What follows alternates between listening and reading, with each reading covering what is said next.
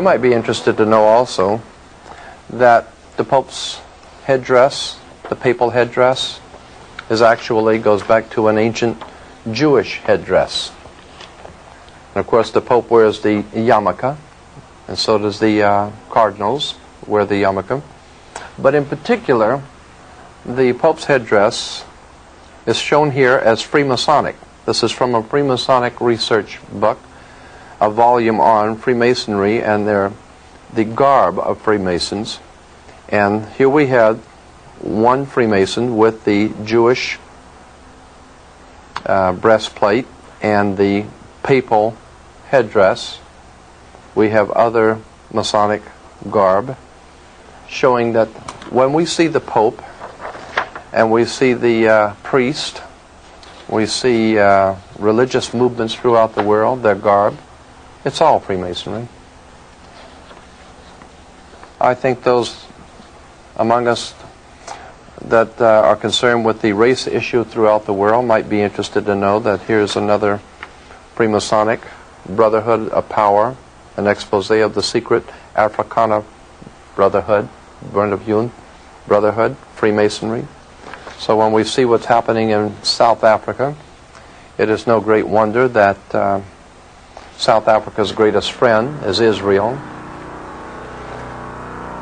There is a famous song from the 1960s entitled, "Does Anyone Know What Time It Is?"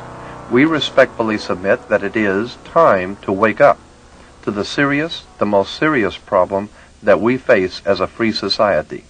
Speaking of time, the new edition of the magazine tells us that it's high time, like the owl, to see things that have been kept in the dark. This will not be difficult because the truth has been hiding in plain view all along.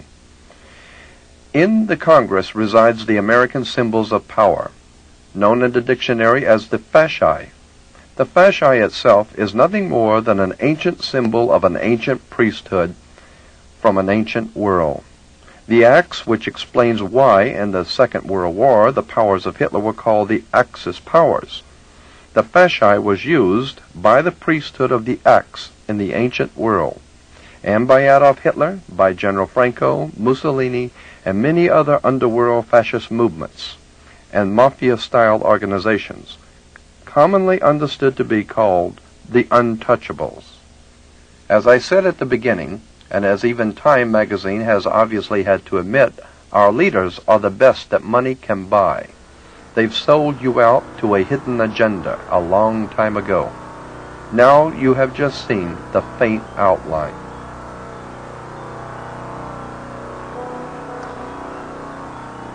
In the past tape, we have tried to at least enlighten your mind to a subject that has not been adequately dealt with. That is the secret societies and subversive movements that are restructuring our world and using all sorts of guises and excuses. Everything from Jehovah's Witnesses to the Mormons with their Zion National Park and the New World Order and the racist philosophies that permeate the Western world. And it has become an idea whose time has come to explain and talk about these subjects. As we have mentioned before, we have adequate documentation for the things which we have said. If you would like to inquire further for further information, it is obviously a subject that cannot be covered very well in just a few tapes. But we hope that we have been able to at least present some concepts and ideas that may be fresh and new and important to look at. And we want to thank you for your time.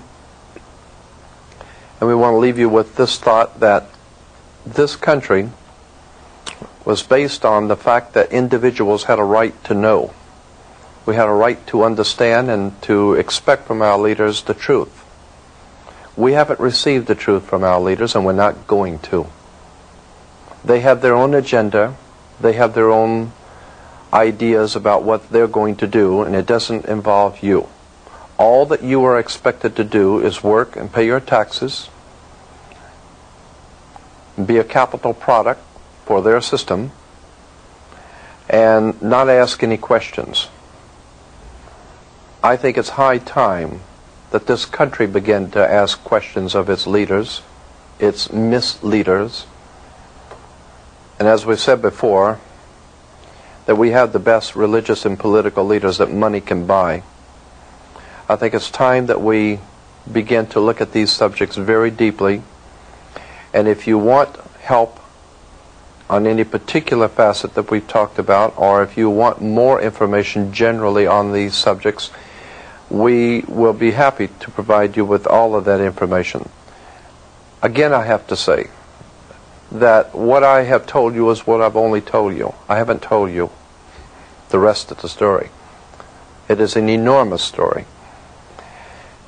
We hope that we've been able to at least enlighten you somewhat, and we thank you for your time.